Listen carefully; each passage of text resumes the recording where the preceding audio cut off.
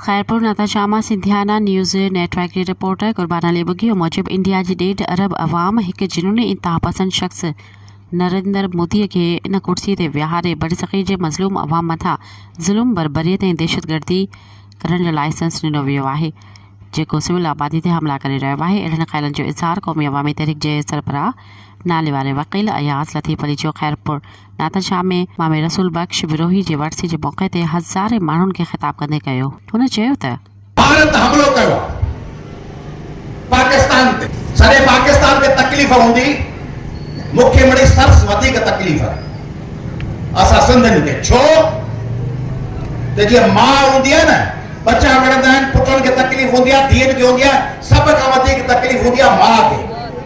जंहिं उहे ॿार ॼणिया आहिनि, तातिया आहिनि, पेट मां ॼणिया आहिनि, निपाया आहिनि, वॾा कया आहिनि। हिन सॼे बर्रे सग़ीर जी माउ आहे सिंध। हीउ जेको भारत आहे, इंडिया, इहो इंडिया लफ़्ज़ लिखतो आहे इंदू मां, इंदू लिखतो आहे सिंधू मां। सिंध धरती, सिंधू नदी, सिंधू नदी मां आहे पाकिस्तान जी ऐं भारत जी। सिंध मां आहे, इंडस सिविलाइजेशन मां आहे हिन सॼे बर्रे सग़ीर जी।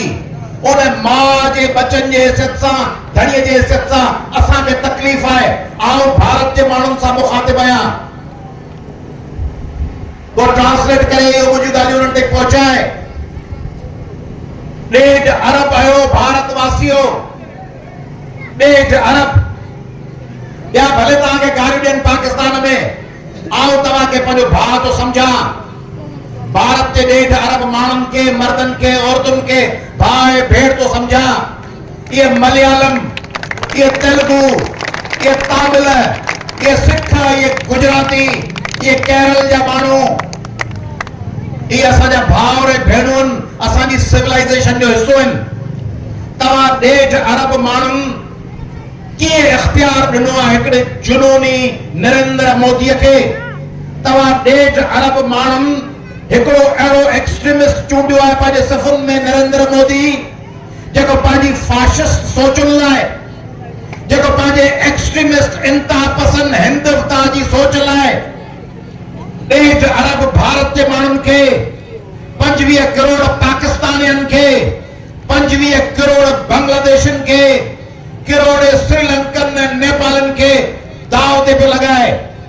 पंहिंजे टके जी बीजेपी ऐं आरएसएस जे मफ़ादनि लाइ, जेको माण्हू हुन सॼे बर्रे सग़ीर खे उहो मोहन जो दड़ो जंहिंमां को हथियार न निकितो, जंहिं मोहन जे दड़े मां तव्हांखां सॾ पंध ते आहे, मोहन जे दड़े मां छा निकितो? राग जा औज़ार, डांसिंग गर्ल, संबारा, नाचड़ीअ जो मुजस्मो, शावर, बाथरूम, घिटियूं, सफ़ाई, कचहरीअ जा दालान, जमहूरी निज़ाम, इल्म, अकुल, राग, मौसीकी, अदब। हथियार न लधो मोहन जे दड़े मां, ॿिए खे नुक़सान पहुचाइण वारी शइ न लधी। उन इंडस सिविलाइजेशन मां तव्हीं फुटी निकिता आहियो ऐं तव्हां हिकिड़े मोदीअ खे इहो इख़्तियार ॾेई छॾियो आहे। इन मोदीअ जे दौर में अमेरिका में हमलो थियो, उते वञी हिननि जी एजेंसियुनि माण्हू मारिया, कैनेडा में मारिया आया, जंहिं ते कैनेडा जे ट्रूडो, कैनेडा जे हुकुमरान हिननि जे ख़िलाफ़ आलमी माण्हुनि खे ॿुधायो त उतां अची कैनेडा में माण्हू मारियो अथनि। इहो फाशिज़म जो निज़ाम, अहिड़ा फाशिस्ट असां वटि बि हूंदा, रुॻो हुननि वटि कोन्हनि, असां वटि बि हूंदा, पर असांजा फाशिस्ट उन्हनि खे इहा मजाल कान थी थिए जो ॿिए मुल्क ते हमलो कनि। हुन फाशिस्ट जो दिमाग़ ख़राब आहे। भला जेकॾहिं पहलगाम में को वाक़ियो थियो त हुनखे पाण मोह ॾियो आहे। हेॾां त वाक़ियो थियो, बलूचिस्तान में ताज़ो रेल वारो वाक़ियो थियो, उनमें पाकिस्तान त कोन तव्हांखे मिसाइल हयां, लांचर हयां, त हेॾां वाक़ियो थियो आहे। मुख़्तलिफ़ सूबनि में वाक़िया थियनि था, उनजे जवाब में ॿियनि ते हमिलो थोरी कबो आहे। तंहिंजे करे पहलगाम जी जांच करायो आहे, तहक़ीक़ात कयो आहे, आलमी अदालतुनि में वञो आहे, इन्वेस्टिगेशन करायो आहे।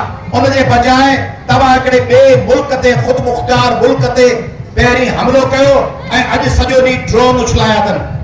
अॼु सिंध जे केतिरनि इलाइक़नि में ड्रोन किरिया आहिनि। मुंहिंजा सिंध वासियो, जॾहिं जंग लॻंदी आहे, तव्हां मां केतिरनि खे शिकायतूं हूंदियूं पाकिस्तान जे हुकुमराननि सां, मूंखे तव्हां खां वधीक आहिनि, पर जॾहिं जंग लॻंदी आहे त जंग में निशानो पंजंदड़ माण्हूअ जी ॿोली थोरी चेक थींदी आहे ते सिंधी आहे या पंजाबी आहे या बलोच आहे या पख्तून आहे, निशाने में को ग़रीब मिस्कीन आम माण्हू मरंदो आहे। तंहिंजे करे जंग तहज़ीब जे ख़िलाफ़ आहे, जंग अमन जे ख़िलाफ़ आहे, जंग इंसानियत जे ख़िलाफ़ आहे, जंग इंसानी हक़नि जे ख़िलाफ़ आहे, जंग इन मोहन जे दड़े जी इंडस सिविलाइजेशन के खिलाफ है, जंग आलमी बका अमन को एक्सिस्टेंस के खिलाफ है।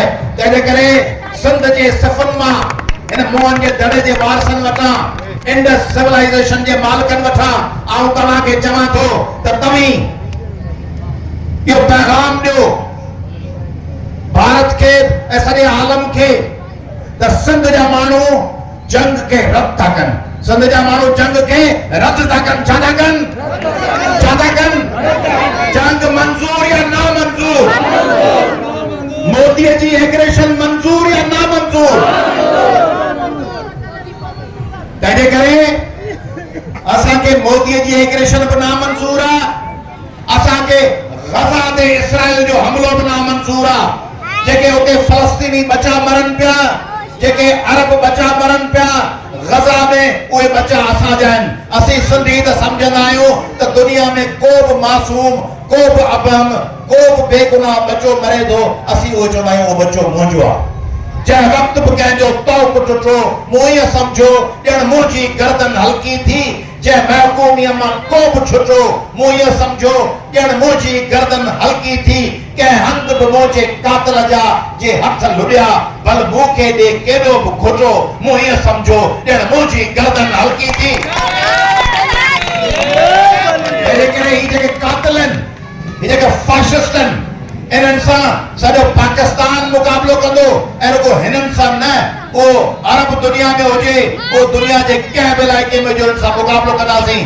हुनजो वधीक चवणु हो त सिंधु पार निकिरंदड़ कैनाल वारो मसइलो हल न थियो आहे ऐं न वरी कारपोरेट फार्मिंग जे नाले में गैर कानूनी तौर ते ॾिनल ज़मीन वारो मनसूबो रद्द कयो वियो आहे।